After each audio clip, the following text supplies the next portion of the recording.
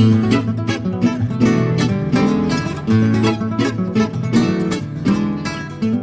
right, kind of like a nice little chill opening. Yeah, who was And that? number, can I have your number? Who was that? That was really nice. That was like Oh, oh my gosh, it's these two oh, that's not correct. Yamandu Costa and Antoine Boyer. Okay. The whole thing is amazing, but of course I'm not going to do the whole thing here, but Yeah, yeah, yeah. it's freaking awesome. Yeah, it sounded great. Um and what can I get going back here? Okay, I'll put that. Cool. Rock and roll McDonald's. So yeah, I watched that UFO thing you sent from Uh-huh. Brazil. Mm-hmm. Um, so yeah, I mean, it seemed like there was like most of the main footage of the actual UFO was that thing in the field, right? Yes, and then somebody actually found it also on like Google Maps or something, which was so Huh. strange. That's weird. Yeah, the circular thing and a Mhm. triangular thing. Hmm. And he had been posting individual videos of just like weird stuff that had been happening on his farm. Uh-huh. Animals acting weird, these really weird sounds around his farm. Hmm. Then it flew over his house. He kind Hmm. of reports that he felt like something like got in his head or was communicating these kind of click sounds Hmm. or something strange that was making him kind of cry at one point in one of the videos, one of the newer ones. Hmm. Yeah, just like super interesting. And then there were some other videos by other people Hmm. of something over like a river. So yeah. Oh, and then I didn't find it again. I just didn't. There was some video I think from yesterday or the day before of these objects going in and out of the ocean in Brazil, like these Hmm. quite large white lights. I mean, multiple times, Hmm. two or three of them going into the water, then some coming out. I mean, huge, mega. I mean, big white light, not like a point of light or something, you know. Hmm. Hmm. So yeah, something's up in Brazil. Hmm. Hmm. And did you? I I find it interesting the way that it seems like the Trump administration is churning out a lot of UFO content or disclosure or seemingly disclosure, however you want to put it. Um, I was thinking about this yesterday a bit, and I was thinking about some of the, I don't know, I guess maybe some of the potential strategies or what they might be thinking. Because I to me, it always seemed that the UFO thing was alien UFO or whatever, interdimensional beings, whatever you want to call it. Uh, that it always seemed like it made sense to me. And then over time, uh, I don't know. I guess I just found it interesting that a lot of the people into because it always seemed the hardest to prove the alien stuff just by the nature of it. Whereas, oh, you're telling me powerful, like super wealthy and powerful individuals or groups coordinate or work together to, outcompete their rivals or competition. But that's considered conspiracy theory and crazy talk.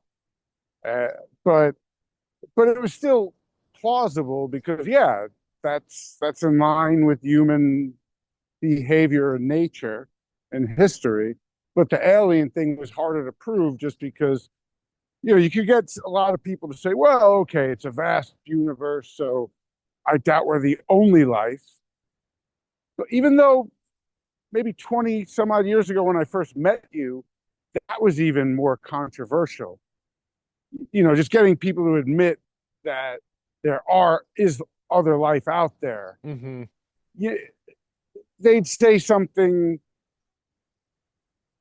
Yeah, I just think things have shifted now, and now they're like, oh, of course, there's we're not the only life out there. But whether or not they've come here, that's another story.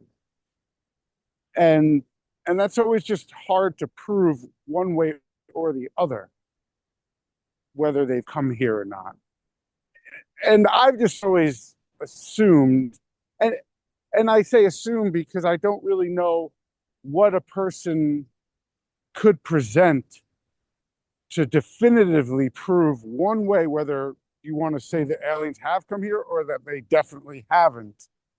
I can't think of anything that would, beyond the shadow of a doubt, prove one thing or the other. It's just left open. But to me, I think there's enough there that I don't think it's just, uh, you know, we don't want to say the Russians are advancing past us, so we're claiming it's, or, or we don't want to say that what we're doing and that illegal actions we're taking or some new technology that we have, we're just going to put it out there that it's aliens.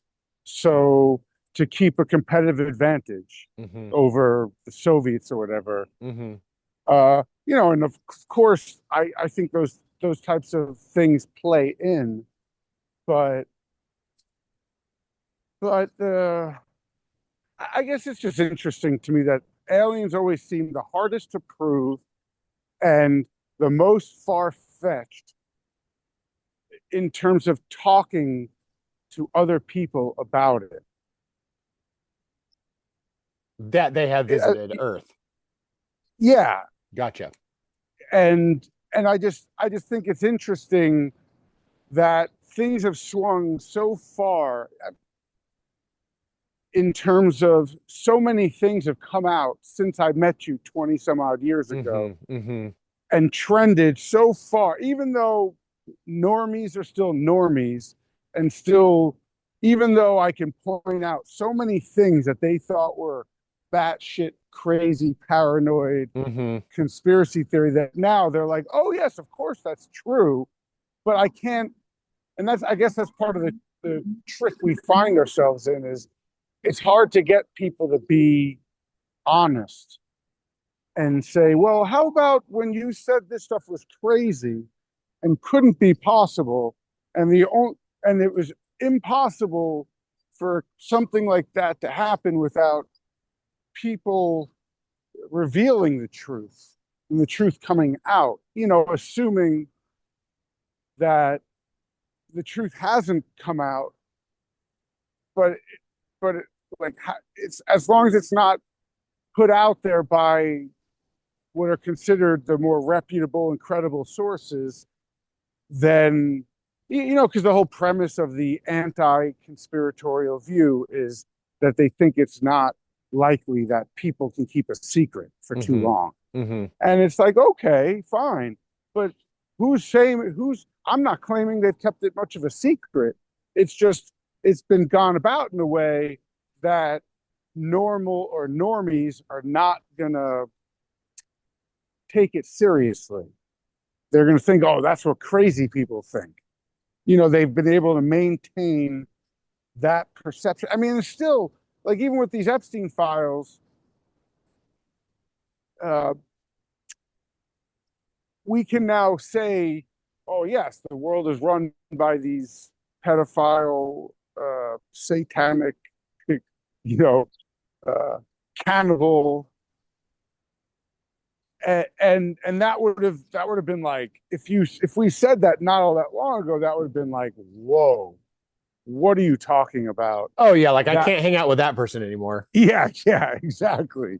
But now I can say that to people and doesn't seem quite as outlandish to them. Maybe they don't fully subscribe to that. I haven't looked into it, and I've been surprised at how many people still are all in on the corporate and legacy media and how little they know about the Epstein stuff other than how it's been presented to them in the way it's like damaging to Trump and the Republicans.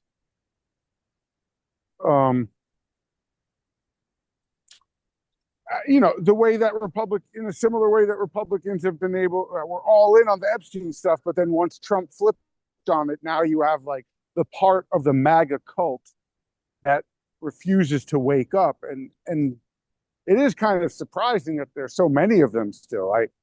Because I've seen so many that have woken up from it and call him Donald J. Epstein and things like that, and which so I'm like, oh, that's great, because I don't remember that many people waking up from, the Obama cult. I mean, some did, but so many, I feel like they are like so much more all in that Obama is some sort of decent, moral kind of guy. The cult has remained in a way that the Trump cult has taken some major hits, and I give them credit for waking up from that cult. But I'm surprised. I don't know if did you watch any of that Glen Greenwald on those debates? What's it called? The Jubilee debates, where yeah. And how many of the people there are like buying that bullshit, about Iran and whatever. And Glenn Greenwald's so great because he's like a machine. He's like a debate machine. He's so good at it. He's just such, I can't really think of any time I've ever seen him lose in any debate. Because he has the humility. I watched him on, say, a couple of years back, maybe like 3 or 4 years ago, when he was on Tim Dillon's show, and Tim Dillon was basically challenged him on 9/11 and said, you go into all stuff that is very adjacent to this 9/11 stuff, because Tim Dillon is, was awakened or red pilled by 9/11 in a way that we were. And it's always just like the way Chomsky would poo-poo it. It was always hard for us. And now I get it more, after the Epstein releases. And at least Greenwald, when he answered, he got challenged on. He basically said, look, there's so much to look into. I haven't spent enough time on that. And for whatever reason, and weak. And I feel that, yeah, it is a bit weak. It's just only one of the most important events that's ever happened in U.S. history. So yeah, I guess you don't have time to go research it. I know. I totally. Yeah, it's definitely weak, but at least it's not what Chomsky's answer was. Yeah, which was like, who cares? Who cares? Like Glenn Greenwald. Well, yeah, he was late to go hang out with Epstein. He didn't. I don't have time to research 9/11. I'm late for my flight, my helicopter submarine ride to fucking Little St. James. Right. Holy shit. No, I was kind of surprised about Chomsky being just like so in there. Yeah, I was too. But that's the only way he was getting laid.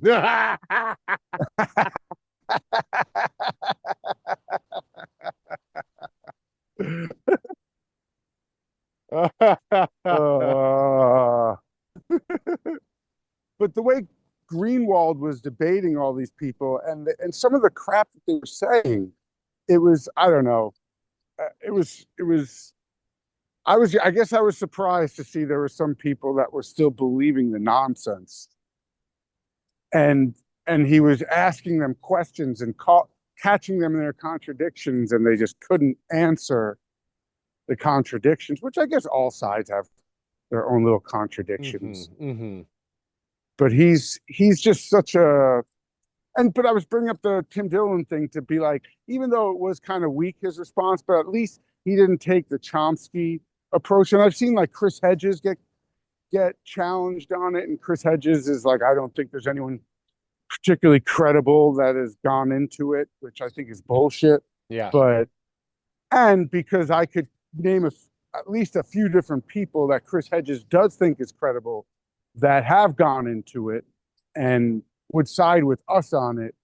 But I think it's the conundrum of of, and I guess I just justify it or accept it as people who are trying to do like journalistic work and, let's say, like, hold Israel's feet to the fire, and if they go too deeply into, say, 9/11 stuff, then that might be held against them in the normie world Mm-hmm. for their work, let's say, on, trying to expose Israeli war crimes or other crimes of the U.S. empire. That then those people will just be dismissed. Oh, well, this person's a 9/11 truther, and Yeah. I, and they're, or who that guy Scott Horton is? Scott Horton? Yeah, I don't he's think so. he has this I really like him. He has this his thing is called antiwar.com. Okay. He's more of like libertarian, Okay. and and he's gone and debated uh like a lot of the major neocon leaders, and he'll go in a public forum and debate them and like shred them. But and Kurt Metzger is friends with him, for example, and Kurt Metzger's like myself. He'll be like, Scott Horton is such a brilliant guy, yet when it comes to things like 9/11, he's just stuck in the Stone Ages. Mm-hmm. He's still. And I watched this whole, because Scott Horton went on Rogan recently, and he was talking about how he used to be, as he would call it, like a New World Order truther. And again, I just think that there's some things that it's harder to prove. Like, you can assemble lots and lots of smoke, but it's hard to, almost like that UFO video from Brazil. Mm-hmm. It's like, why haven't we found this clear, perfect video of a UFO doing wild shit that it doesn't look, grainy or blurry? And it's like, well, if it looked too good to be true, like, people wouldn't believe it for that reason, you know? Yeah, and there are some Uh, amazing videos out there, but then the thing that you just said happens is, oh, it's so good, it's obviously fake. yeah, exactly. Right? Yeah. You can't win either way. So it's like, No. wait, so you want to have the perfect footage or evidence or proof, but if the perfect evidence or proof comes out, then you're going to deny it because it's too good. Um, so that's what brings me to, there is nothing. I mean, I don't really know how to prove any much of anything 100%, Mm-hmm. That's an interesting idea. Yes, exactly right. right? Yeah. And I mean, even if CNN, Fox News, MSNBC, the New York Times, Washington Post, Wall Street Journal, Financial Times, NPR, whatever, if they all, Alex Jones, if they all were assembled on the White House lawn, and a crystal clear footage of a giant mothership came down, you know, and then it was like, okay, they are here. This is official disclosure time, and everyone's reporting it like that. I would be skeptical, Yeah. right? I'm just unaware of a way that would be 100% conclusive. It's more just about trying to talk about what is accepted by the masses, Mm-hmm. and therefore you don't have to feel embarrassed or ridiculous to bring up. Um, like the ideas that it was more than just Jeffrey Epstein being a bad guy, but there's something else going on that Jeffrey Epstein is the tip of the iceberg for. While most of those major outlets are ignoring it or trying to handle it as if it's mostly just an Epstein thing. Or that You know, it's just about Epstein yeah, and this kind of sex stuff. yeah, Right. That it's yeah. Epstein and these people had sex with like escorts and stuff like that. And yeah, Mm-hmm. it's like they're kind of perverted or something, and it's Mm-hmm. like Mm-hmm. keep it there. But then you Yeah. see like in the I love the Simon Dixon thing at the very end where he's like linking the Bitcoin stuff to Jeffrey Epstein and kind of um all that stuff, like Mm-hmm. there's Mm-hmm. so like you're saying, it's the tip of the iceberg. There's so many other things that would be way more damaging than obviously the sexual impropriety or lack of ethics or I don't know. You know what I mean? It's Mm-hmm. like Mm-hmm.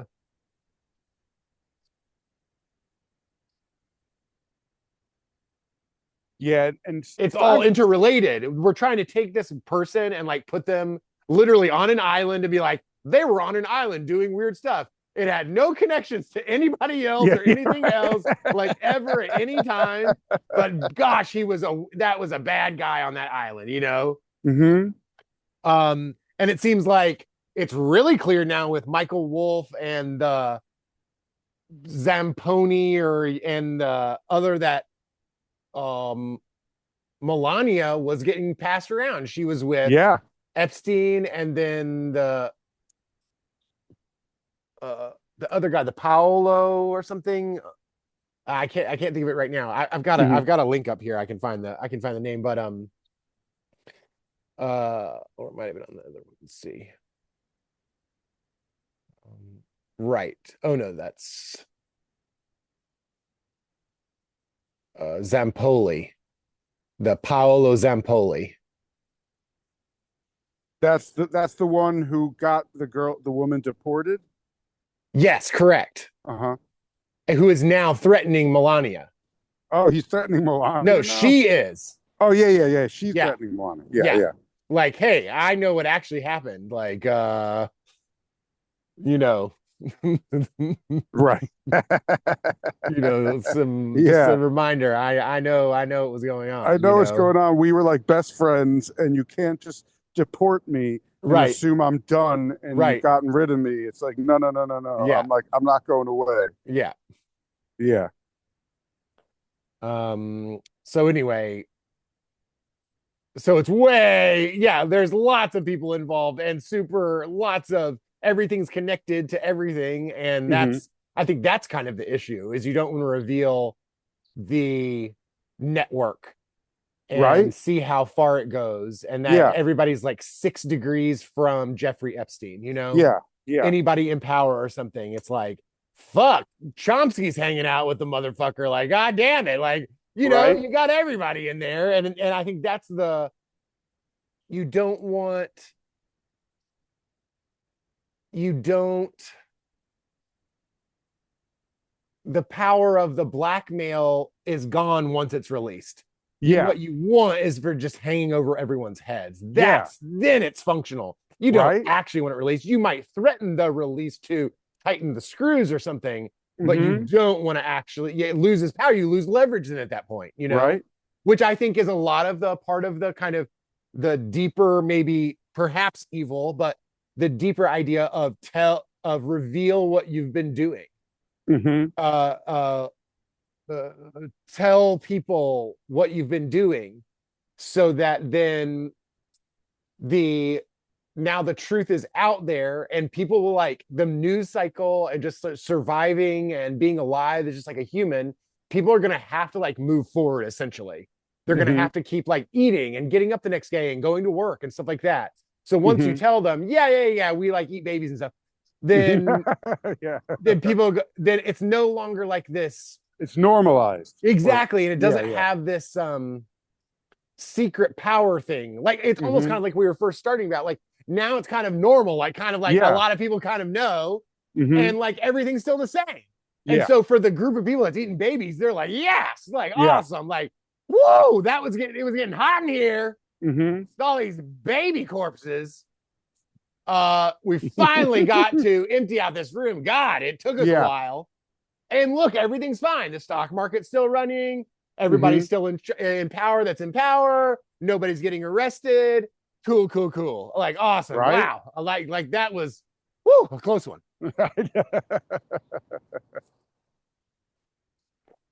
And especially since it seems that now, well, I'm sure there's plenty more Epsteins out there, Lord knows how many.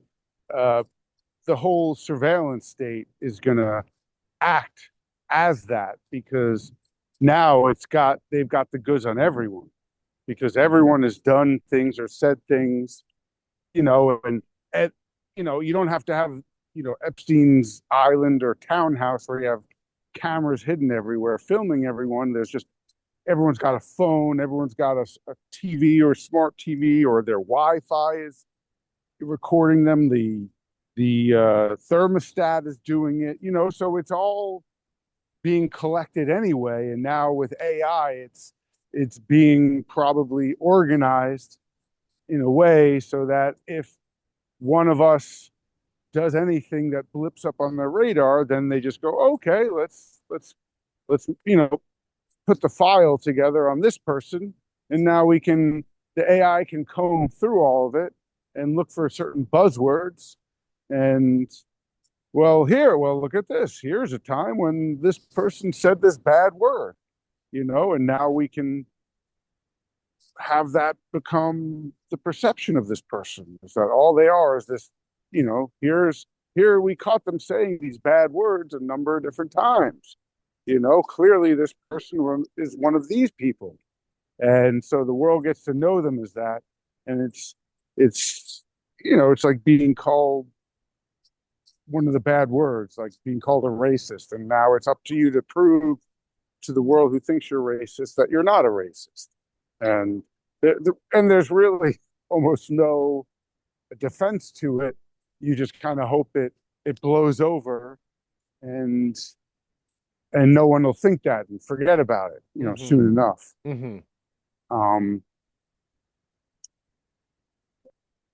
And yeah, it does appear that the need for Epstein's is not, the demand is being taken over by the surveillance apparatus that's in everyone's pocket, in everyone's rooms. And unless you don't have Wi-Fi, unless you don't have a phone, unless you don't have a computer, everyone is caught on it now. Yes, of course. And before, it used to be this ginormous ocean of information that they couldn't go through, or it's too difficult. But now the AI and the data centers, it does seem like this is going to be used for all of that. And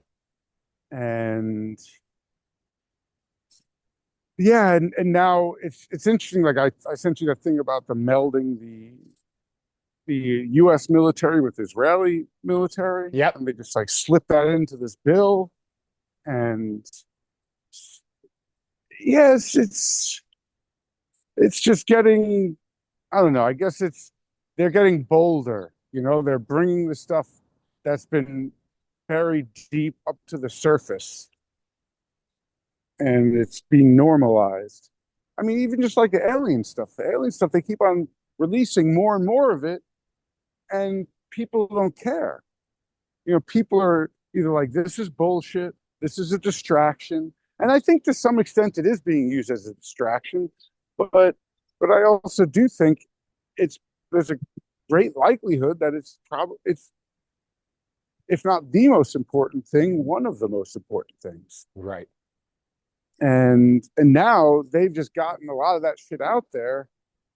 And even though it's not getting the traction that one might have expected. Like, I think, was it like 2017? Well, that was absolutely the idea, Right. How long ago was the X-Files, and how many Steven Spielberg movies have there been? And you need to build up to it. You absolutely have to build up to it and tease it and da da da da. And then finally, when it comes out, yeah, no one cares. That's exactly what you want. That'd be exactly what you wanted. So you would study that. You would study how do you release information that's like really important, or or whatever, and then no one cares. Right. What how do you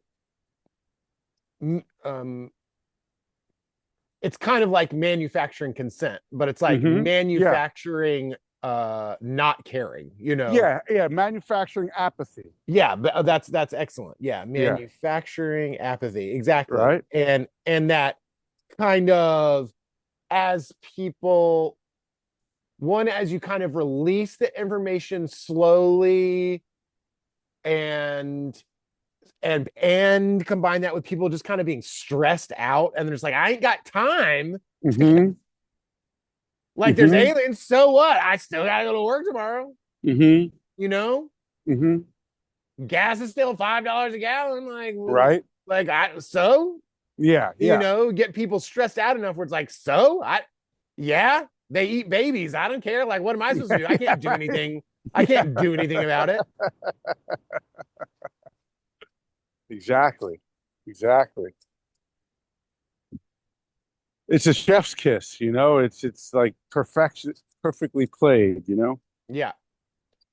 Well, and did you see the like fake, the aliens.gov website that they were creating? I mean, it's probably still up. Did you see that at all by any chance? I saw something about that. That was, and they were like showing a picture of like a UFO transporting someone over the border wall. Yes, yes. No, Yeah, no, and yeah, that, well, because it was like themed as if it's about outer space aliens, but it's yeah, yeah. actually about immigrants.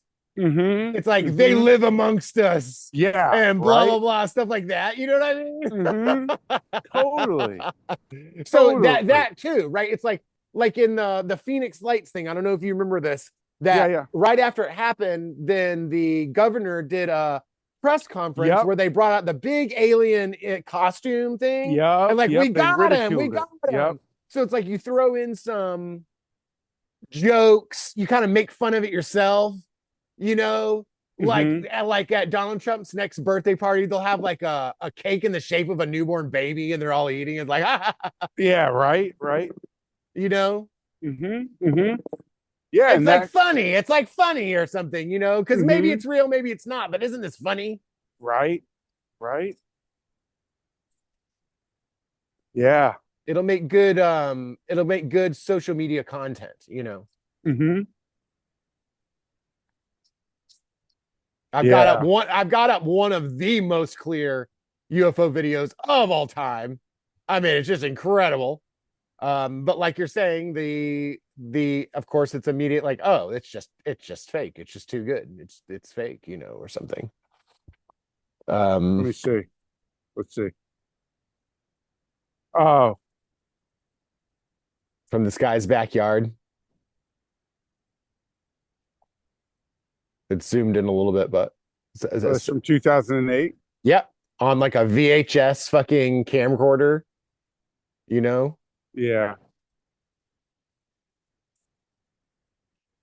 with the when you can see the trees and the houses, it's just so much Mm-hmm. more like, oh wow, okay, gotcha. And my question is, does it ever? I think he says it zoomed out, zooms away, but we don't have that part. I'm not really sure. Hmm.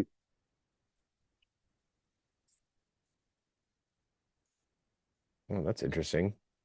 It's like making clouds or something. Well, I remember used to seeing lots of videos of those where these things make these clouds. Yep. Or send out the little tiny drones. Mm-hmm. Wow, that's so interesting. Wow, what a cool video. It's like literally Yeah, just it showing is. it. I remember these videos. I remember seeing a lot more of these videos back in the Wow. day. Huh. Yeah, That's so cool looking. that is. That It is. is the same in the same damn spot. Which, I Mm-hmm. mean, how hard is it to make a cloud? Like, release some water vapor or something around you? It's like Right. no big fucking deal. Right. Lord. I mean, and like, yeah, smart. Like, whether it's aliens or our own shit, it's like that's a brilliant. Oh, we gotta hide, make a fucking cloud. I'm like, oh Right. yeah, great, cool. Seriously. Did you see Nope? No. Nope.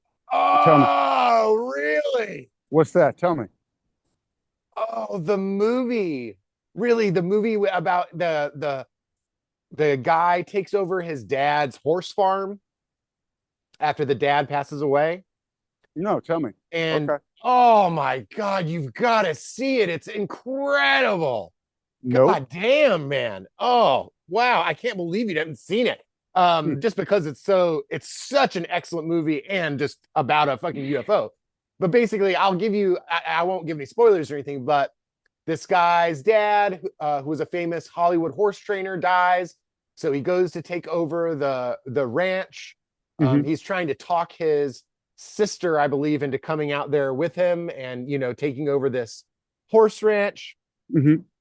Um, there's this whole other side plot with a former child acting star who lives on like a ranch near them or something that buys some of their horses every once in a while for their Hmm. like circuits that they run there or some shit. Okay. It's an interesting subplot, actually. It's a very interesting subplot. But anyway, he hires some electronics company to come out and install cameras on his property. Hmm. And at some point, he's reviewing the footage and he's like fast forwarding through it. Hmm. And he notices that in the sky, there is a cloud that, as he fast forwards, doesn't move at all. Hmm. All the other clouds and stuff are moving, but there's this Except for this one. one Uh-huh. that just doesn't move. Hmm. And eventually comes to realize upon further investigation, it's because there's a goddamn UFO hiding in that damn cloud. Huh. And it's about his, like, realizing that, discovering it, and then the interactions that occur. I'm making sure not to give any spoilers here. Okay. But it's amazing, absolutely amazing movie. Awesome, Hmm. awesome, awesome, amazing movie. Hmm. And I assume this was not a documentary. This is a No, it's just a okay. straight up Hollywood movie, but just very excellent and well done. When did it come out? Or roughly, roughly. I'd say maybe 3 years ago or something. I'm gonna look up really quick. Okay. Movie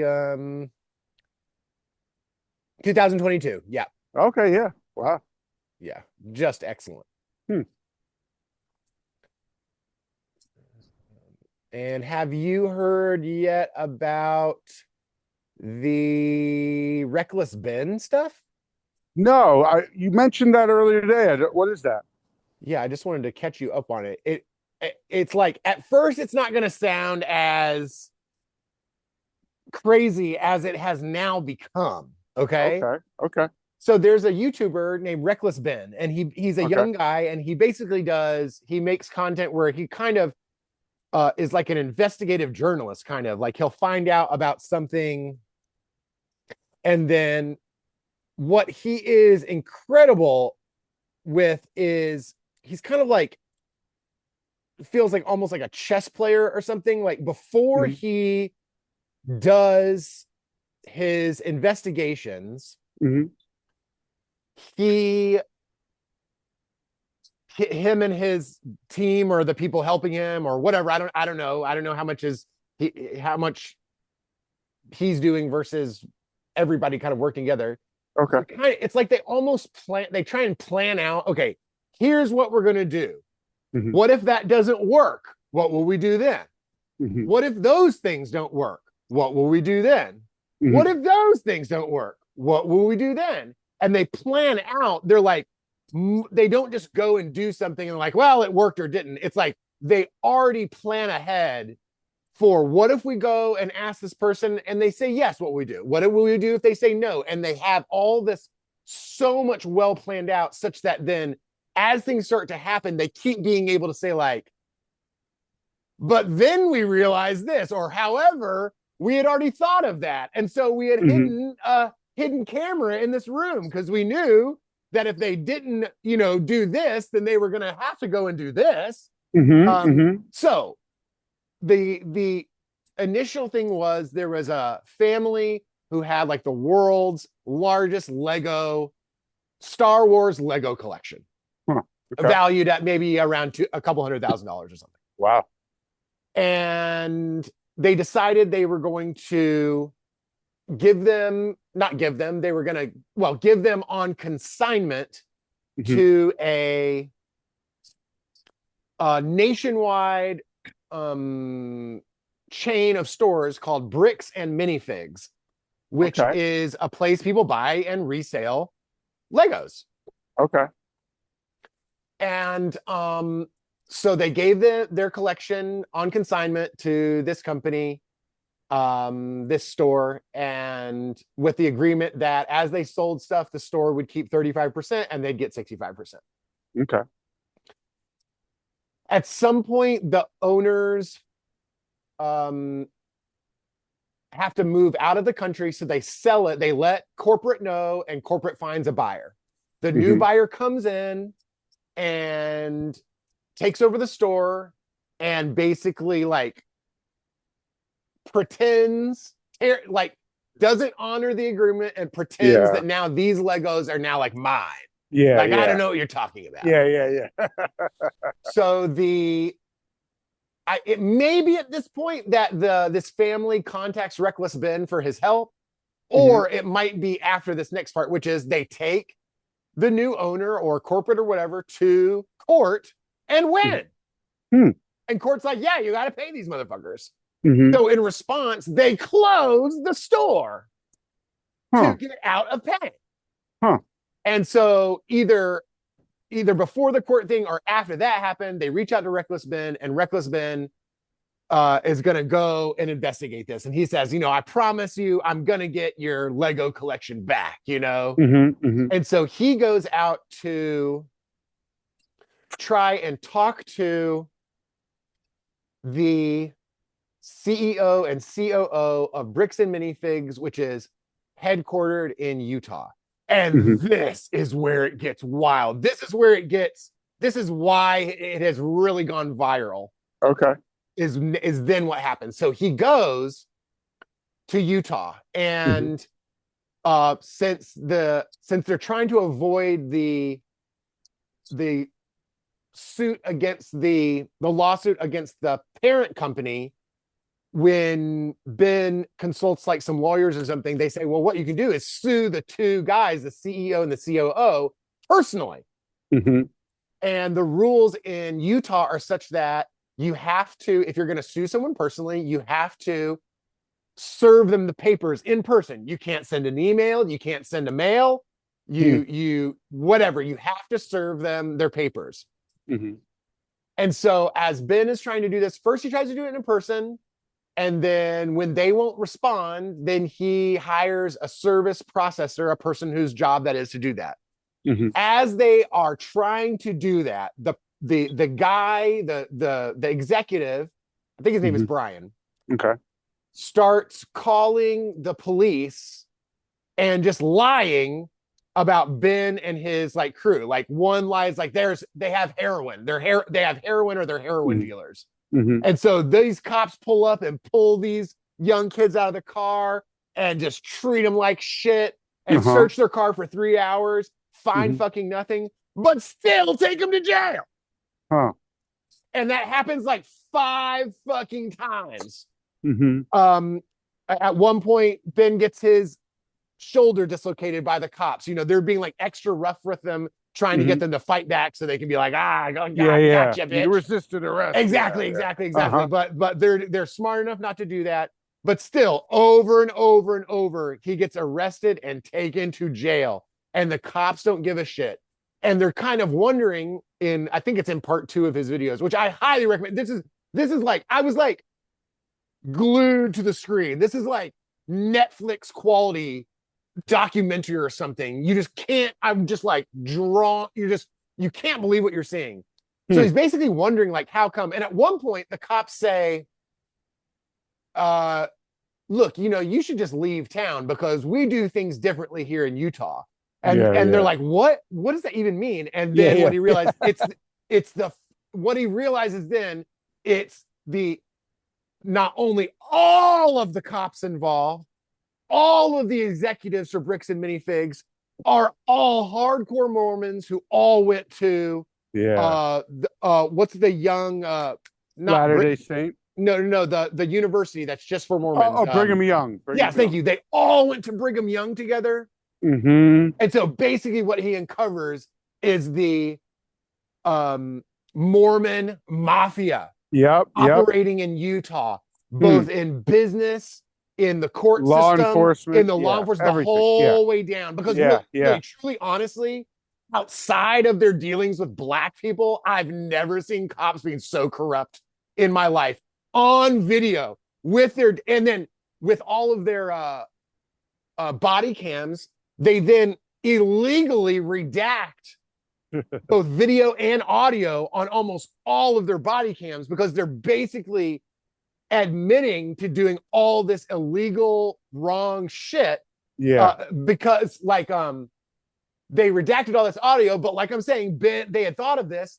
They had like set up GoPros like in different parts of their Airbnb, and Yeah. they Yeah. had like recording devices on them and stuff like that. Huh. So in some of the situations where they redact the audio, they actually have it, you know? Yeah. And it's Yeah. clearly them being like, we don't have anything on them, but who cares? Let's just take them to Uh-huh. jail anyway. Fuck these Uh-huh. guys or whatever. Yeah. Yeah. Um, and it has just exploded across the internet.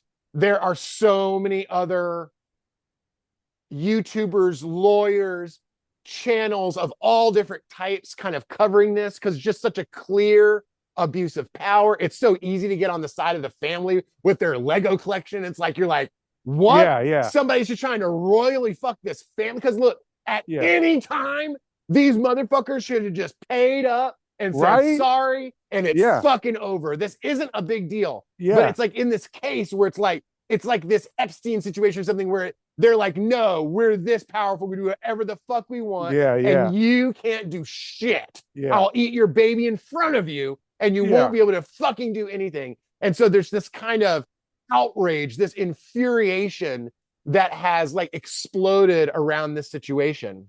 Mm-hmm. And like the chief of police released a video where he's just lying, demonstrably lying over and self-contradicts, lies over and over and over. And I mean, this thing is it's not going away. It's going to blow up. Tons of people are going to go to fucking jail.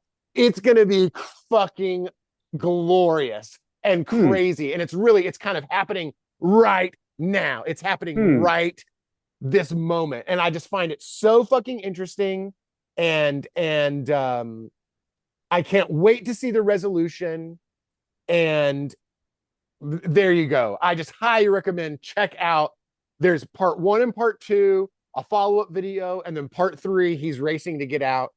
And again, I just want to say it one more time because he did it also in this his previous investigative set of videos was on this thing called McCamey Manor, which was this really weird kind of sociopathic guy that ran what he dubbed as the only real haunted house in America, where basically what he'd have people do is sign all these release forms, and then he'd basically just like torture people and video it. Huh. And people were willingly do this. People were like, you know, like I can handle it, like yeah. blah blah blah blah blah or whatever, or people are like macabre and they like they like this stuff or whatever, you know, and so then the police in that case also were protecting this guy, and so anyway, and so like Ben goes to he signs up for it and like tries to go through with it, and it's just so interesting. But what's so brilliant about the Reckless Ben thing is that they plan it out like a chess player. You think they're fucked, but they already thought of this. They already thought this could be a tactic of the enemy, and they already were prepared. And so that just keeps happening over and over, and you're just like, oh my God, you guys are brilliant fucking geniuses. Just when you think like the bad guys have won or something, they're like, oh yeah, we realized they might try this. So to counteract this, we did that. And we knew probably once they found out that we did that, they're going to have two choices, you know? And so then and it's just so amazingly well done in that way. It's just so brilliant. Like, wow. Like Hmm. This is real investigative journalism or something. It's like done right, where the person is not like, we went and asked for the Legos back. They said no, so we left. End of video. It's like, okay, well, Hmm. that's what I thought would happen. Yeah, yeah. Anyway, I'm just pumped up about it. I've just found it so Yeah. interesting. It's going on right now. I'm a fan of Reckless Ben, and the cop stuff, man. Once the cops just like reveal their true colors in the situation, Hmm.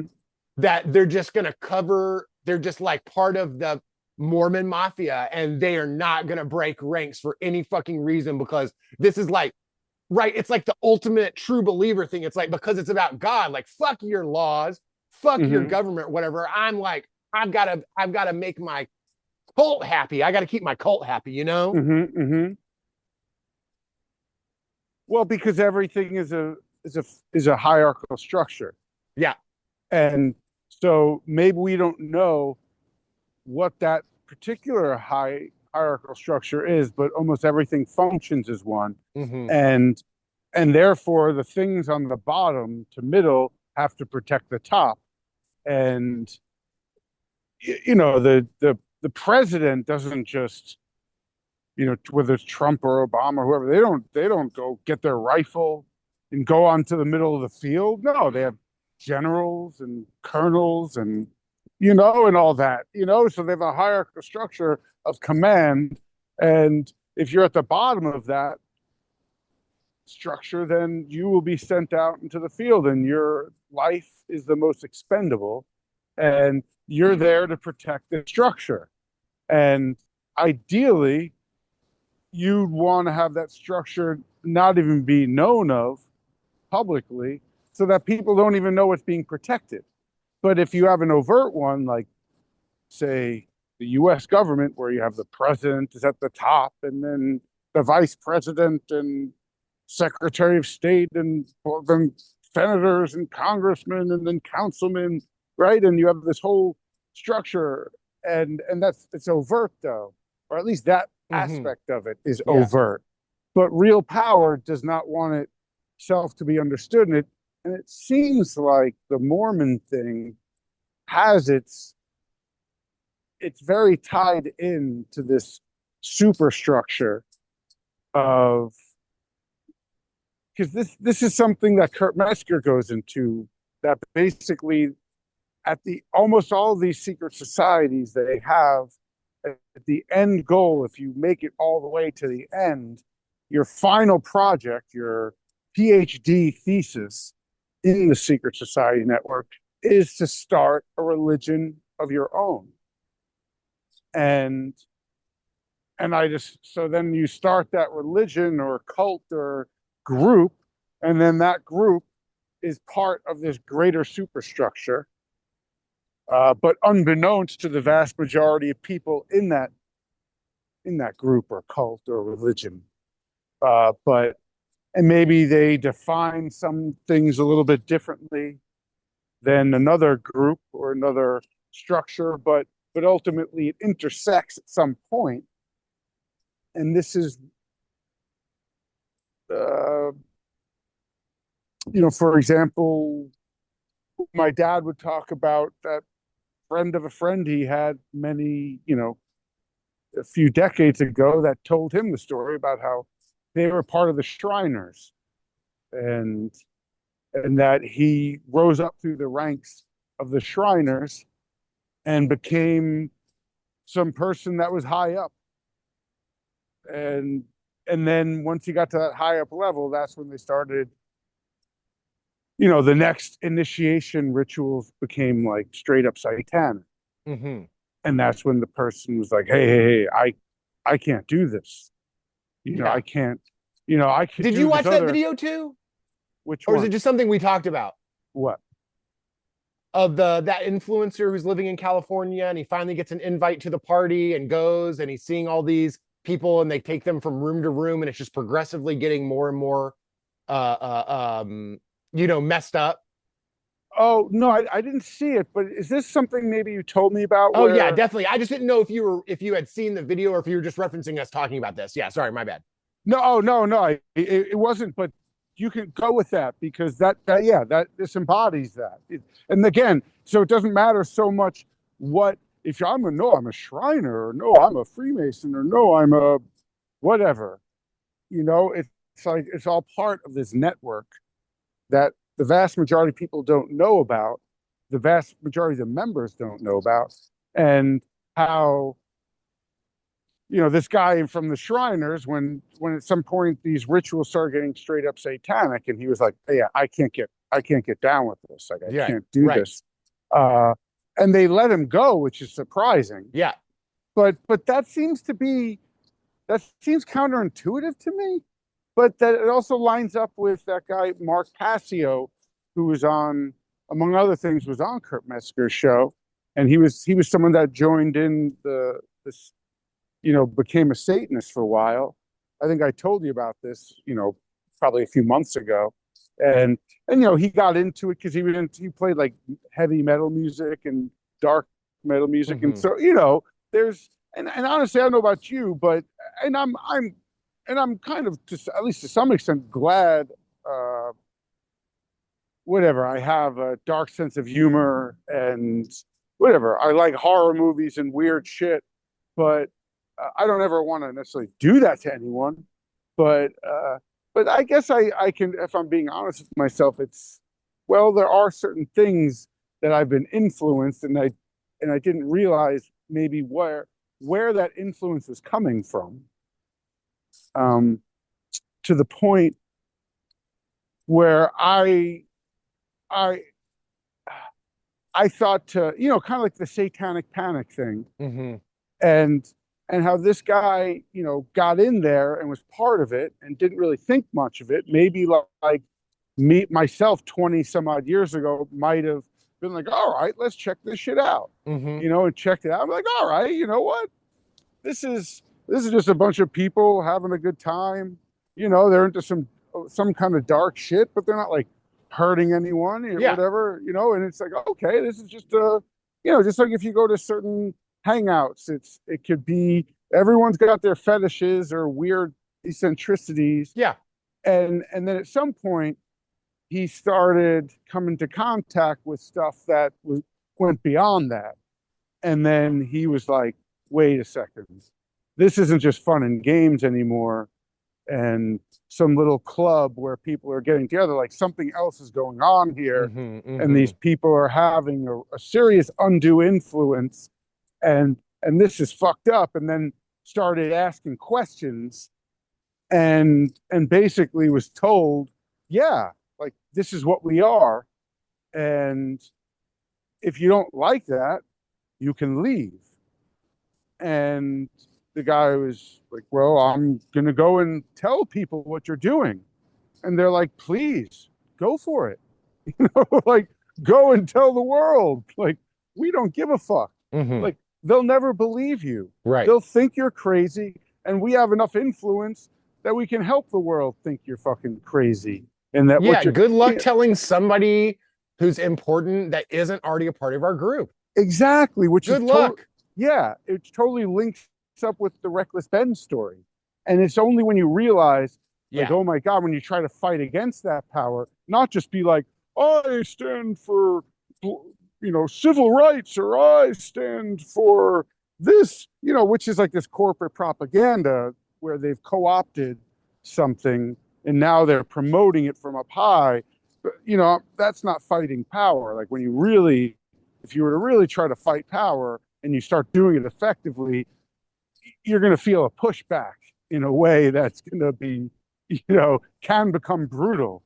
Yeah. And, just like what you're seeing with this Reckless Ben thing, where it's like, hey guys, this is our state and we run this. And and Mormonism is clearly a part of that, and it might have a lot of sway within Utah. And I don't know if you ever see that show, what was it called? American Primeval? Say that again? American Primeval? No. What is that? It's a good show. It came out probably in the past couple of years. Okay. It was that guy Peter Berg made it. Okay. He's whatever. He's made a lot of things, including like I think Friday Night Lights or something like that. Uh, anyway, it's a good show, but it's like it's kind of like about these American settlers going westward, and then they go through I think some portion of Utah, and then all of a sudden the Mormons get involved, and it's like the you know I believe it's the mid to late 1800s, Okay. but it's just I guess the thing that's wild and is making me think of this is like wow, how much they were its own entity on its own, and how much power and sway that they had in Utah. Yeah. And I guess like I wasn't like totally shocked, but I was pretty surprised by how much they had and Yeah. how they were able to literally get away with murder, uh, and how set up it was, and how I don't know, it was interesting, and how if you wanted to push back on or go against them, you had to be very smart about it. You had to be very strategic, and it seems like this Reckless Ben situation is showing people how like little people, average people, if you're just organized enough and strategically plan enough and think of all the permutations and contingencies of how a situation might unfold, then you could gain great situational advantage. Yeah. Even when the deck is so stacked against you, if you think of all the ins and outs, Yeah. then you're Well, gonna have all and power is predictable. You're going to go to them and say, Mhm. "Hey, can I have some of the power?" They're going to say no. Mm-hmm. Right. You know, so it's like they're predictable. You know their strategy already Mm-hmm. Mm-hmm. to maintain power, to Mm-hmm. not share it, to not to not we so it can be helpful in that way. Right. We're going to go and ask them for the Legos back, and they're going to say no. Mm-hmm. If they say yes, awesome, cool, it's over, right? Okay, but most likely they're going to say no, and then what are we going to do then?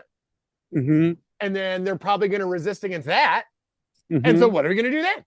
Right. So they're going to fight back. You already know their strategy. It's amazing.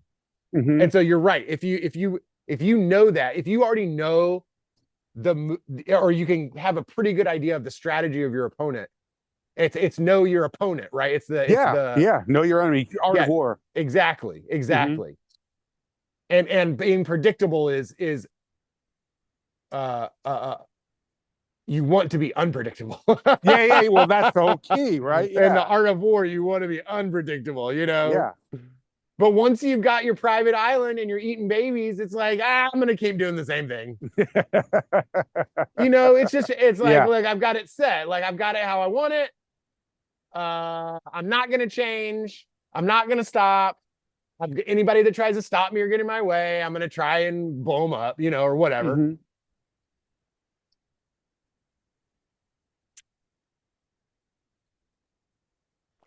Ah, But I guess it can, and it seems like the Reckless Ben approach, even though maybe now it's gonna be harder for him to do that moving forward. I guess it depends on the situation.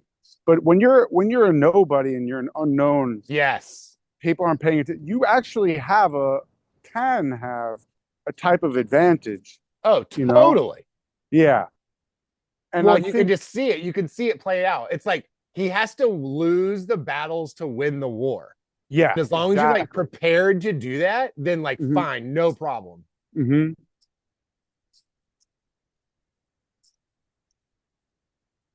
And I feel like that could be really helpful to average people to learn that and to realize like, hey, you can go about things in a intelligent and strategic way, and then go farther than you realize you could.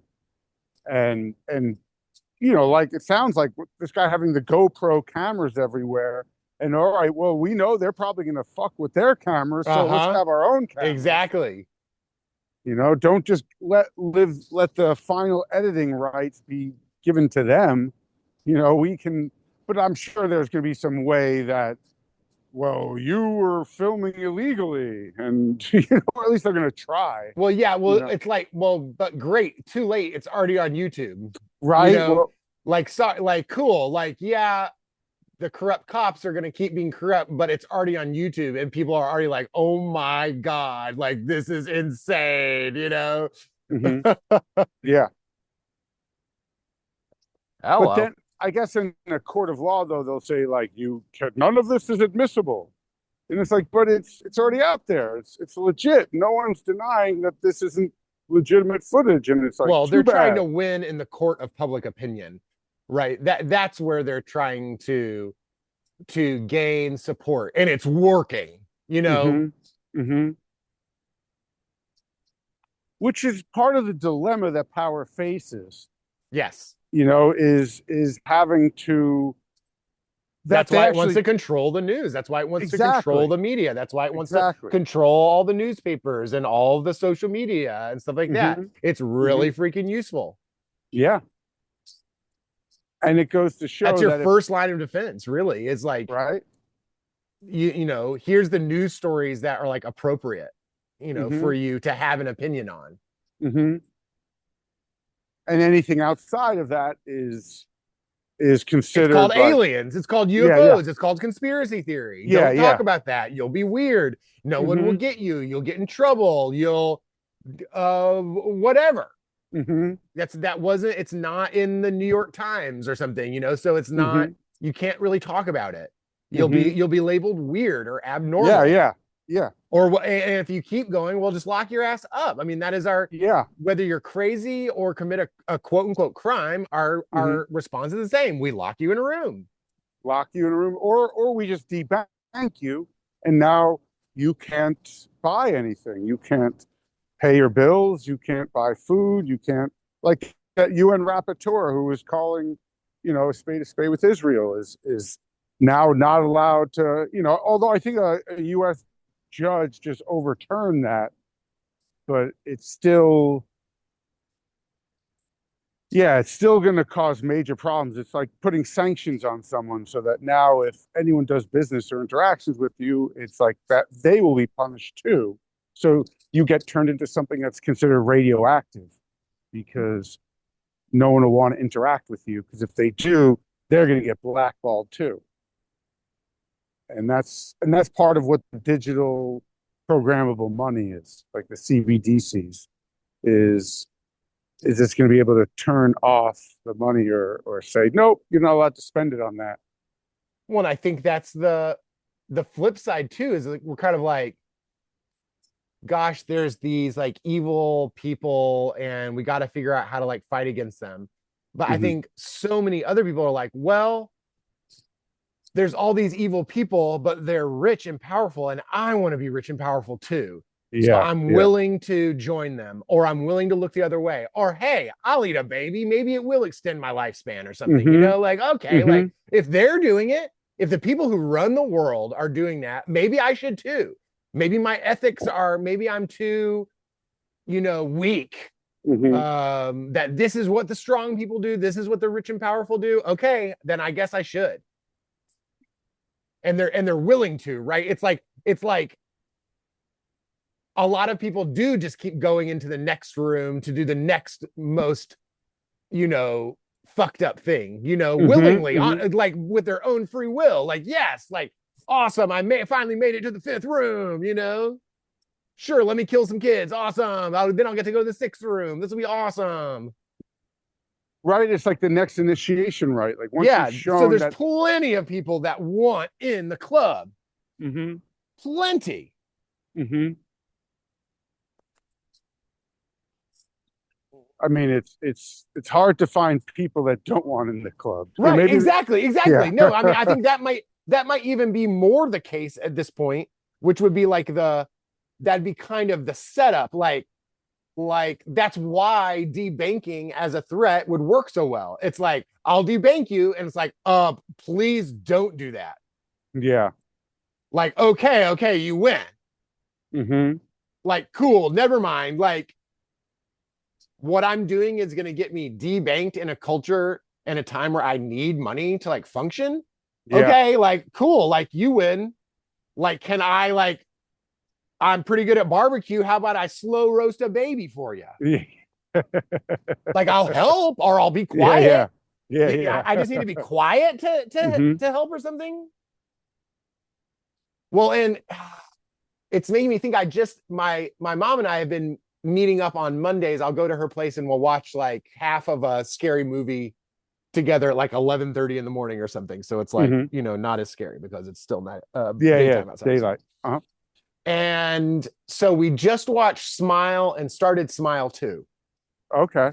And I found it a excellent, profound, or maybe even kind of realistic metaphor for how trauma is passed on between people, Hmm. and this kind of, I think it's called thanatos or something. It's the Greek term for the inner death drive, that Hmm. there's a part of us that, like, they talk about some people, when they look over a cliff, Hmm. it's not that they're scared of the heights, but they Just can feel a draw within them to jump. jump. Yeah, yeah. Hmm. And that there's that we do have the capacity for killing ourselves or killing other people, or giving in to evil impulses and killing people we don't like, or Hmm. eating babies and shit like that, Hmm. that you can kind of like choose to let go and go, and kind of like this in Smile. That, do you want spoilers or you want me to just like make it more vague? Um, whatever you feel. I mean, whatever's um cool. there's essentially a demon that's getting passed from person to person, Uh-huh. uh because of trauma, Okay. Hmm. and that's it. It's Like kind of trauma about that. opens a door in a way. Yes, exactly. And that the person has to get, if the person remains like kind of strong against it, resistant, it doesn't work. The person has to get Uh-huh. so traumatized that then they allow the demon in. Yeah, yeah. Like hypnotism almost. Yeah, yeah. Hmm. Um, and it was really, like I said, I'm just saying the same things over and over again. I just found an excellent metaphor. Like, you can feel it. You can be like, yeah, I can feel this. Mm, you know, Hmm. when like there's cases of this happening where there's some like serial killer, he kills some like teenage girl, and then he's in the courtroom and the father comes in and kills the serial killer or Uh-huh. something, right? Uh-huh. And people are kind of like, well, that's terrible, but you can kind of understand Yeah, yeah, yeah, yeah.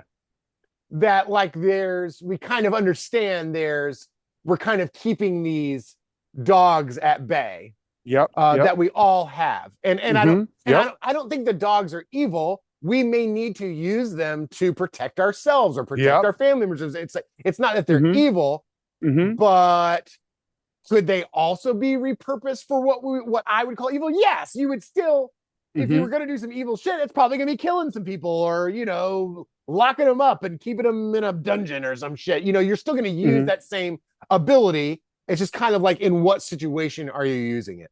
Hmm.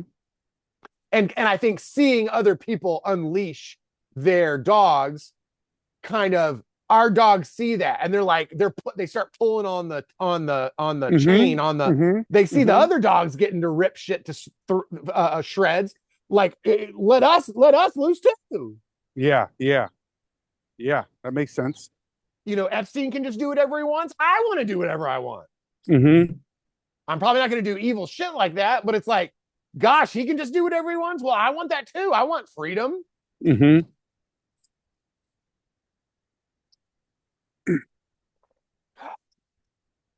I mean, and not to mention, if you see, say, sometimes on my, if I'm scrolling through Twitter or whatever, I'll see, some footage of some some Palestinian father walking, and then to a group, and then like there was some attack, and then you see his child dead, and then he Yes. realizes it's his child, and he just like collapses to the ground, Yeah. and Yeah. it is just one of the most painful Oh, it's the things to worst. witness.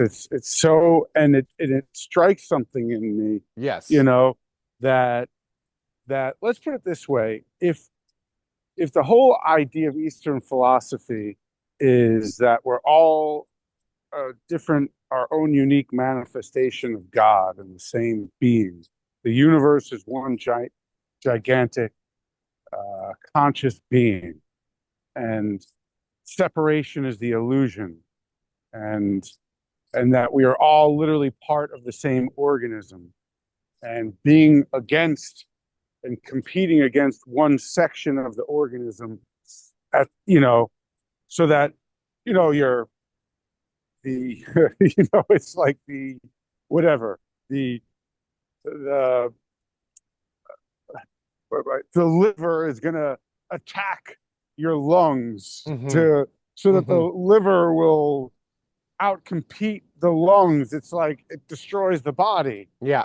and it's like you shouldn't be doing this. And I feel when I see that footage, I feel that way, and I feel Yeah. like we need to stop the liver from destroying the lungs, and it awakens those dogs like you were talking Mm-hmm. about, Mm-hmm. and it's like something has to be done, and but it's like, how do we do it? How do we go about doing something about it? And so some people, they just go out and protest, and that probably makes them feel pretty good for a little bit, and but really it, I don't know, I don't really see how protests do all that much.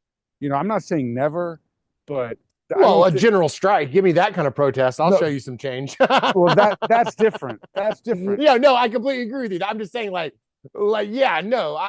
There was an amazing video I saw the other day. It's like the guy is saying, once your protests are like monetized and they can tell you when and where to do them, Mm-hmm. and and people making money off of them, and you're buying Mm-hmm. tickets to go to it and stuff like that. It has been commodified. Yeah, exactly. It has been Corporatized, co-opted. yeah, absolutely. Yeah, absolutely. And that's what I feel like about the vast majority of both Republican and Democrat backed protests. Mm-hmm. And on occasion you get some protests that come out that neither side backs.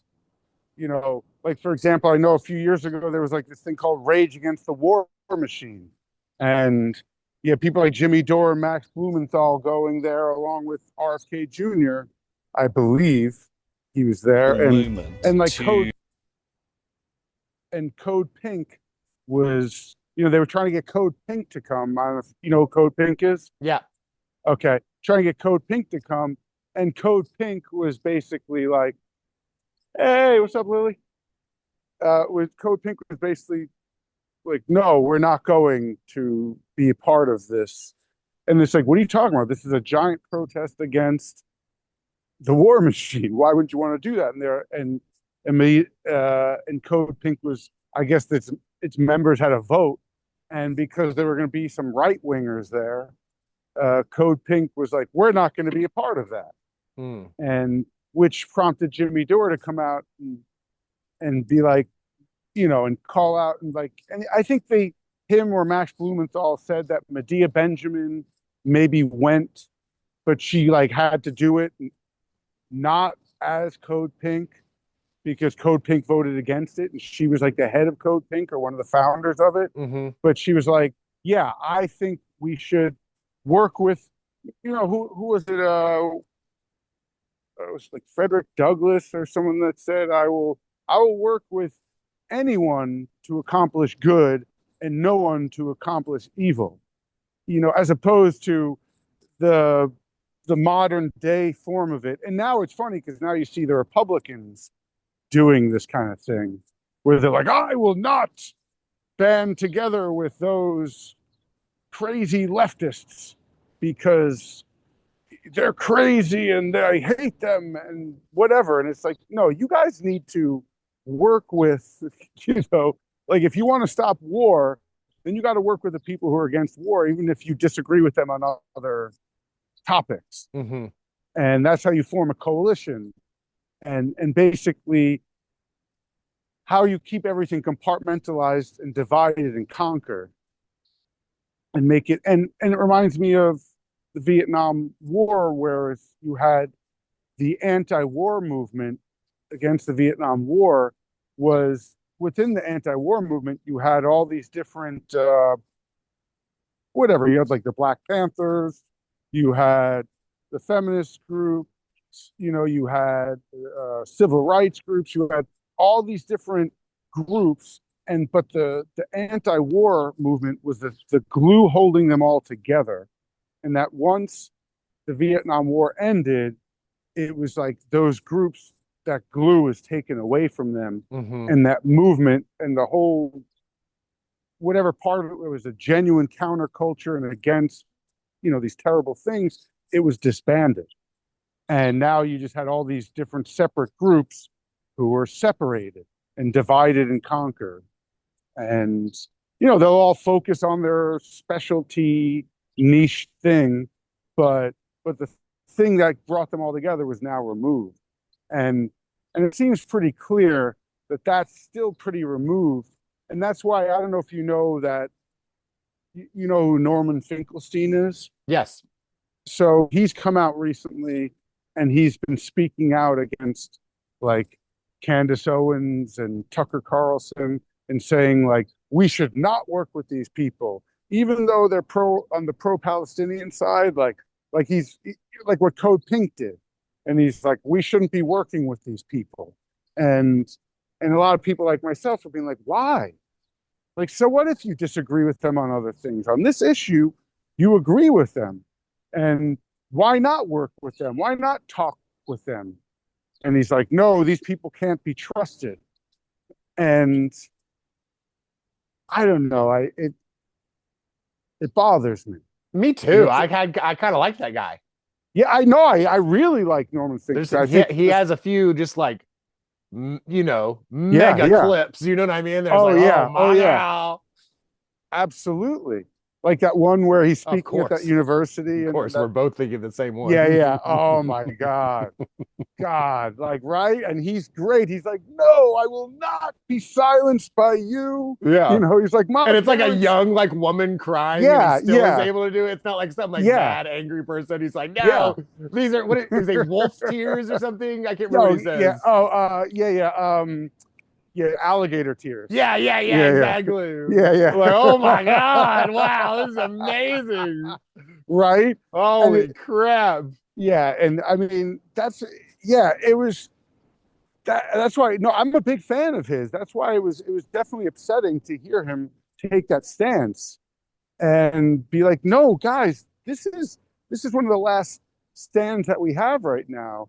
Is this issue, because like Simon, and I totally agree with Simon Dixon. He's like, guys, they're just using Gaza as a beta test, and this shit's coming back home.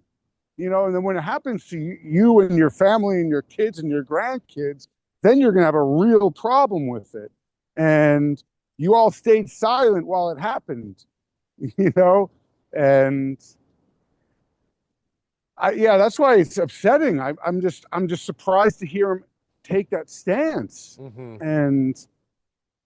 And I don't know. That's what I think is so important about someone like Jimmy Dore, is I think he'll invite on people that have these different political views, and he'll. I just think that's what we need. I think we need people that are gonna, like Fred Hampton from the Panthers. He was working with like white nationalist times, Mm-hmm. because they had some similar interests. Mm-hmm. And he was like, yeah, we got to set aside our differences and focus on the common enemy. And I'm sure there were plenty of Black Panthers that hated him for that and didn't like him for that. But I mean, I think that's the difference between trying to win the war instead of the battle. Yeah. And and and that's something that's bothered me about any form of partisanship, is that thing that is, I think, playing into the hand of the greater power structure that does not want us to be like a reckless Ben and work together. And because it's like reckless Ben's not doing it himself, right? He's got like a No. team of people, right? Yeah, but they're all just like young people, it's just really awesome. Like he's not like corporatized or something.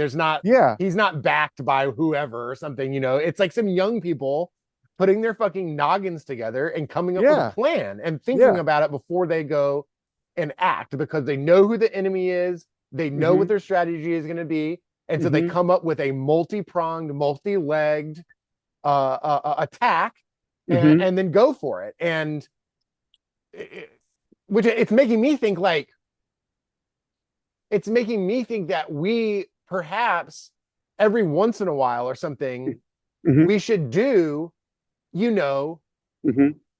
like a series, like we do 3 episodes on Mm-hmm. just one One topic. fucking Yeah. thing. Uh-huh. Uh-huh. And we just research, share our own knowledge, share our own insight on Mm-hmm. Epstein, for instance. Let's Mm-hmm. do a 3-part. Let's prepare for a fucking month. I'll read everything I possibly can. I'll go over Mm-hmm. everything I can. I'll look at every saved document I've got around Epstein. Mm-hmm. And then we can go, okay, and these are the Epstein episodes. Here's all of the crazy shit we could possibly get together and put together so that it's in that way, because that's kind of Mm-hmm. like we're talking about with the UFO stuff, or it's a slow, you let out a little bit here, you make up a little bit here, you make fun of it over here, claim it's true, claim it's false, you Mm-hmm. muddy the Mm-hmm. waters, you Mm-hmm. go slow, you bread and circus it, Mm-hmm. as opposed to boom, like because if, let's say, if Reckless Ben had done it over 5 years, no one would care. Mm-hmm. It's that within a few days, boom, video 1. Next day, boom, video 2.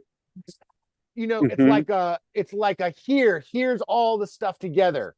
Here, I'm Mm-hmm. gonna make the bread in front of you, I'm gonna Mm-hmm. do it all right here. And then I think you get people that way because we want a story. Whether Mm-hmm. even if it's a complex story, if you can just tell us the story, humans love it. That's Mm-hmm. how humans work. They work Mm-hmm. off of mythology and story. Mm-hmm. That's how Yeah. people learn and change and grow and evolve. That's where their beliefs come from. It's how they Mm-hmm. change beliefs. If they Mm-hmm. are, I mean, we're going to resist changing beliefs, but it's going to be the conversation or a story that captures us, that we go, Mm-hmm. ah, yeah, okay, yes, okay, I'm changing, or yes, I was kind of thinking that, but I didn't know that part. Wow, wow, wow, cool. Mm-hmm. Mm-hmm. So creating a storyline around of it, and putting it all, kind of putting the pieces together, because I think that's the other Mm-hmm. part is people want the pieces together, but they ain't got time for that. I think that's kind of part of the Yeah. bread and circus part, or just the surviving part, just being alive and surviving on Earth, where you may not have fucking medical insurance, you may not have a job. It's like, I don't have. Nobody has time to go research Epstein or some shit, or Yeah. most people do not have Yeah. time Yeah. for that. Yeah. They want to, they want to know what's going on, but they've got to Mm-hmm. go to work and work 10 hours a day, and then come home and cook dinner for their kids, and then go to sleep so they can get up at 5 a.m. the next day and go and work and And repeat the do it same again. cycle again. Yep. They don't Yeah. have time for this. But if we Yeah. can make a couple hour-long YouTube video, they might have time for that while they're laying in bed Mm-hmm. at night after Mm-hmm. their kids are asleep or something, Mm-hmm. Absolutely. because it's inspirational to me. That's what it is about the Reckless Ben thing. I'm inspired. I'm like, wow. Like, whoa. It's just like a kid, a young guy, but it's like, this is real investigative journalism. This is how you fucking do it. Like, Yeah. where are these people? Mm-hmm. What happened to this? Hmm. Yeah. No, it is inspiring. That is, because it's showing people, Just okay, regular dumbass people yeah, can do able it. to outthink, outplan, outstrategize the enemy, because Mm-hmm. it's like the lion at the top of the hill isn't hungry anymore. Mm-hmm. but all the lions below trying to get him, trying to knock him off are. Hmm. Once the lion is at the top of the hill, they get lazy Yeah, yeah, because they made it. They did it. I'm the yeah. boss. I'm the king. I'm gonna lay back and eat babies now. Like I'm not gonna be on the lookout for shit. I'm not. I'm gonna try and get some hot girls and make sure the babies are fresh. That's all Hmm. I care about now. Yeah, yeah, yeah. Sure, I'll get some blackmail or whatever, but do you know how Mhm. I'm gonna do that? I'm gonna throw a fucking party to do that. Yeah, yeah. Although they're gonna, right, have these different rooms and do it in a very clever way where each room you have to pass one thing to get to the next, which is just sounds like the initiation rites. Yeah, Like once you've passed that one, it's like, all right, now we've planted the seed for the next concept. And then by the next room, that seed will have grown into a plant. And yeah, now you understand the concept. So now the concept won't throw you off as much right, as exactly opposed right, to if we exactly, just told it all to you at the exactly, beginning, you'd be like, wait, what the fuck are you guys doing? right, As right. opposed to you're like, no, no, no, we're part of something that, this is the way it has to be done. Yes, And if you do it any other way, it's just chaos. right, And what exactly.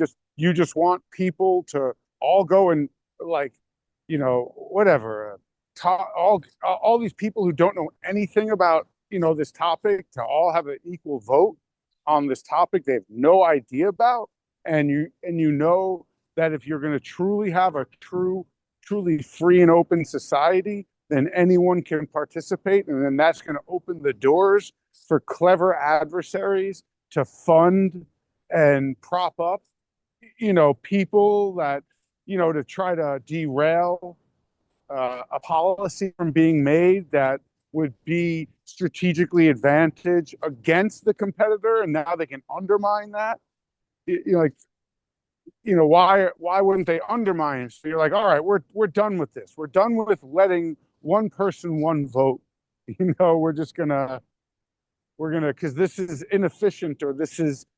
I Yeah, just remember. hack the machines, bro. I don't want to. I don't have to want to have to cross my fingers. I just want to Yeah, push a button and win the goddamn election. Like, good lord. yeah. I don't care what the if it's 51-49 or 60-40, whatever. We just want to win. Yeah, And we don't want to fuck around. We're done. We got to take the kid gloves off here. right. Which you could tell, like 9/11 was not only to go, like, that was so much what it was like, hey, how they were struggling to manufacture consent to go and just invade all of the Middle East and just take it all over. And also they were like, hey, we have this constitution, which might make, the country better for individuals, but this is an empire, and now this constitution is getting away with the aims of the empire, and now they had to, which, like for example, is like, come on, if you're going to tell me if someone was really trying to set up some sort of terrorist or bomb threat, and the FBI or the CIA uncovered it and and stopped it from happening, like, the majority of people would be in favor of that, even if you broke some of the rules to do that. Um, but it's like, it's going to be used in this slippery slope kind of way, where it's like, now where like, I just sent you, like, Cenk Uygur from the Young Turks. Like, this dude was one of the big Russiagate pushers. This guy, which Russiagate, it's that whole nonsense that was pushed out, and he participated. I'm just saying, like, Young Turks was something that was, like, very much a part of the co-optaganda, like the Democratic parties. uh they were like, no, this is our progressive wing, this is our leftist wing, along with things like Democracy Now, and and and Jimmy Dore used to be on the Young Turks, and he left them during Russiagate because he was like, this is bullshit. Why are you guys peddling basically the equivalent of WMDs? And now Cenk Uygur is not allowed, it got banned from going to the UK because Mm-hmm. of his criticism of Israel. Mm-hmm. Um, it's it's just, you knew it was going to be used in this slippery slope kind of way, where it wasn't just going to be stopping a terrorist attack. This was going to be used to just crush all dissent. Uh, and maybe at one point, you know, that was harder to do. But now, like we were saying, normalizing the alien stuff. Now people, or the pedophilia shit. Now people are just like, oh yeah, that's like, we've known about that for years now. Maybe we didn't know all the details, but yeah, this stuff has been normalized. The New York Times has been writing about it, and now this stuff has been normalized, where they're gonna, stop people from traveling to one of our allies' countries. Why? Because they were critical of another country's policies. It's something that would not have been okay. That's something that, like, the whole was it the ACLU, right? Fighting for the right of the Nazi Party to march in Skokie, Illinois. It doesn't mean that you're supporting the Nazis. It just means that even with people you really disagree with and don't like, it's like, well, those people still have a constitutional right to assemble and to freely speak and assemble, and that the First Amendment is there to protect speech that's unpopular. Because if you're saying something that's popular, although it gets tricky there, because a lot of these things we're talking about are actually popular, but it's not so obvious to say the people that are still into the legacy media, because the legacy media is gaslighting everyone and saying, at least to some extent, because out of the other extent, they're saying, well, hey, they're showing the polls, and the polls are saying, almost no, it's only like these old people that are supporting Israel at this point. It's like really hard to find young people that are supporting Israel. And the polls are showing that, but the legacy media is trying to portray that as, oh, this is just a rise in anti-Semitism. And it's still just whatever. It's almost comical the way that a lot of these people who are supposedly the intellectuals and the thought leaders, how they just can't understand how criticism of Israel is not necessarily anti-Semitic, and anti-Semitism are not the same thing. And I've even seen people on social media, whatever, family members who are just all in on Israel, and sometimes even saying, criticizing Israel is not the same as anti-Semitism. I'm seeing them to start to say that, like, even them, right? They're having to move the goalpost and acknowledge that. Yeah. Yet their whole strategy is this whataboutism, which is, my dad still sends me these things like, whoa, look at these, because he'll love to focus on the Muslim thing. He'll be like, look what these Muslims are doing, having slaves. Why isn't the liberals caring about that? Because they just hate the Jews. Oh my God. Yeah, no, this is like, my dad sends me these things, and that's one of their main strategy of talking points to defend what they're doing, is that, why are you focused on us doing that when these other groups doing similar things and you don't care about it? And which, on some level is a semi-valid point, but on another level, it does not excuse what you're doing or the group that you're in favor of doing it. Well, it's a red herring, because I care about anybody keeping slaves. I care about exactly. Yeah, exactly. It's terrible on every side. It's Yeah. insane, and then it's just some overgeneralization that all liberals are like this, or all Republicans are like this, or Yeah. all blah blah blah blah blah blah. So then you have an other, and you get to blame somebody else. Exactly. And I have to go. I'm running mega late. Okay. I'll talk to you next time. I will post this later on today. And awesome as always, man. Awesome, man. Great talking to you, Dogon. You too. I'll talk to you later. All right, buddy. Okay, bye. Later.